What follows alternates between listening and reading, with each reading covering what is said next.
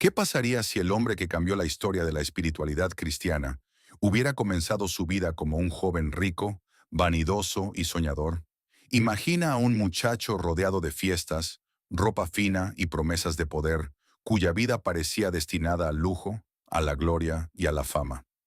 Ahora imagina que, años después, ese mismo joven elegiría renunciar a todo: riqueza, estatus, comodidad e incluso su propia seguridad, para vivir en la pobreza más radical. No era solo un visionario, era un hombre común, con miedos, sueños y dudas, que tomó decisiones capaces de desafiar siglos de tradición y hacernos reflexionar sobre el verdadero sentido de la vida. Esta es la historia de San Francisco de Asís, un hombre cuya valentía y amor por el mundo continúan inspirando a las personas hoy en día. Francisco nació entre 1181 y 1182 en la pequeña ciudad de Asís, en la Italia medieval, un lugar de calles estrechas, murallas antiguas y plazas bulliciosas, donde los comerciantes vendían telas, granos y especias. Hijo de Pietro di Bernardone, un comerciante próspero, y de una madre devota, su nombre de bautizo era Giovanni. Pero su padre, apasionado por la cultura francesa, lo llamó Francesco, el francés. Creció rodeado de lujo, fiestas y ropa fina, pero dentro de él había una inquietud profunda, una intensa curiosidad por el mundo y una sed de experiencias que el dinero no podía ofrecer. En su juventud soñaba con ser caballero. Admiraba las armaduras brillantes, los torneos y las historias de héroes que enfrentaban dragones y defendían castillos. Participó en combates locales y llegó a ser encarcelado durante una guerra entre Asís y Perugia. Pero la vida tenía lecciones silenciosas e inesperadas.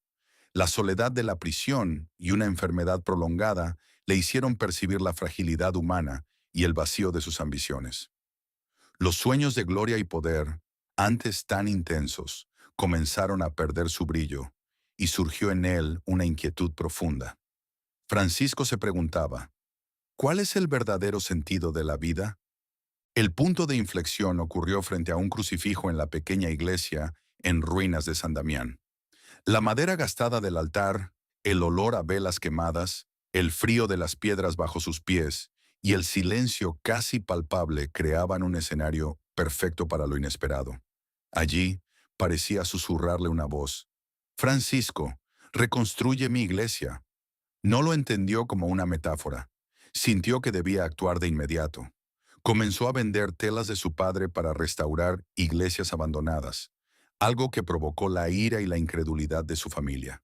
Y entonces, en uno de los momentos más simbólicos de la historia medieval, Francisco renunció públicamente a la herencia.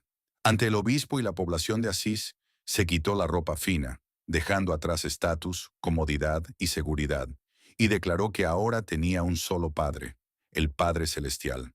A partir de ese momento, nacía una nueva vida. Francisco empezó a vivir entre los pobres, los marginados, los olvidados. Abrazaba a los leprosos, algo impensable para la sociedad de su tiempo, y cuidaba a cada ser humano con atención y delicadeza. Trabajando con sus propias manos, restauraba iglesias, cargaba piedras, reparaba techos y confortaba corazones. Su vida sencilla comenzó a atraer seguidores.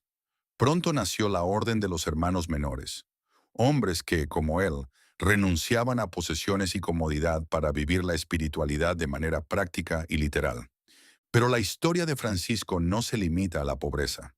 Relatos antiguos describen milagros y actos de armonía con la creación. Predicaba a los pájaros, y ellos escuchaban en silencio, posándose a su alrededor como si comprendieran cada palabra. Una vez en la ciudad de Gubbio, un lobo aterrorizaba a los habitantes y a los animales. Francisco se acercó al animal, conversó con él y logró un acuerdo de paz que fue respetado por toda la comunidad. Para Francisco, estos momentos no eran demostraciones de poder, sino señales de conexión con toda la creación. Él veía la naturaleza como reflejo del Creador. Llamaba al sol hermano, a la luna hermana y a la tierra madre. Cada río, cada árbol, cada criatura era una familia a respetar y amar. Su Cántico de las Criaturas sigue siendo hasta hoy uno de los textos más bellos de la espiritualidad cristiana, celebrando la armonía de toda la existencia.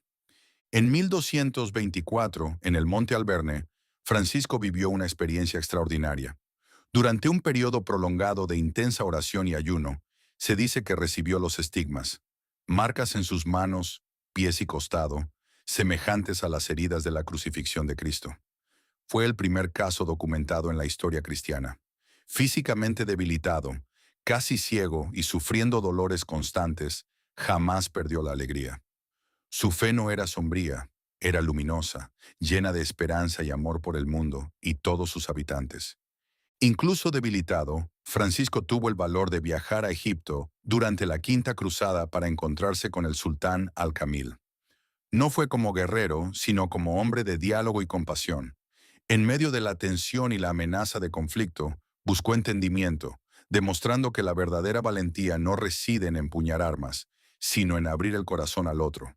Si estás disfrutando esta historia, suscríbete al canal y deja en los comentarios la palabra clave, Francisco Libre. Esto ayuda a difundir el mensaje de simplicidad, compasión y valentía por el mundo. Francisco murió el 3 de octubre de 1226, a los 44 años. Solo 2 años después, fue canonizado por el Papa Gregorio IX. Su tumba, en la Basílica de San Francisco en Asís, recibe millones de peregrinos cada año. Lugares como la Porciúncula, una pequeña capilla dentro de la Basílica de Santa María de los Ángeles, y el Monte Alberne permanecen silenciosos pero llenos de significado, recordando los actos de humildad y fe de aquel hombre extraordinario. El legado de Francisco no reside en templos o reliquias, sino en cómo desafió los valores de su tiempo. En una era de poder feudal, cruzadas y disputas políticas, eligió la pobreza. En una sociedad jerárquica, eligió fraternidad. En un mundo dividido, eligió diálogo. Siglos después, es patrón de la ecología e inspira a millones que jamás vistieron un hábito franciscano, pero llevan algo de su espíritu.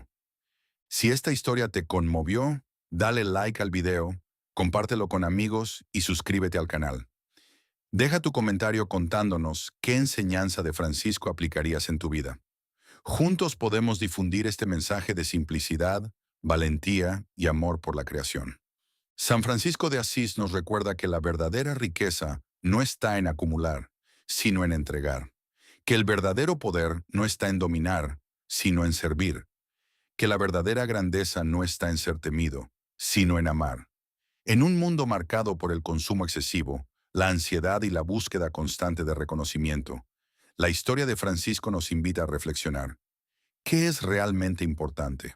¿Caminar por las calles de Asís, escuchar el viento en las colinas de Alberni o visitar la Porciúncula es como sentir, por unos instantes, que la simplicidad todavía habla, que la humildad todavía tiene fuerza y que el mundo aún puede ser diferente?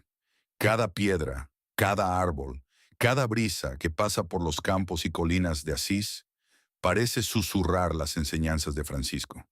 Nos recuerda que es posible encontrar paz incluso en medio del caos, que es posible amar cuando todo parece desordenado y que la verdadera libertad nace del desapego.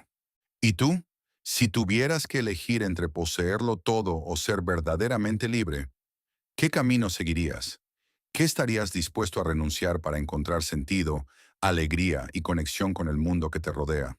Tal vez al caminar por las mismas calles de Asís o contemplar la naturaleza, podamos sentir hoy el eco de sus palabras, el susurro de la simplicidad y la humildad, y comprender que la verdadera grandeza no se mide por lo que poseemos, sino por cuánto amamos y servimos.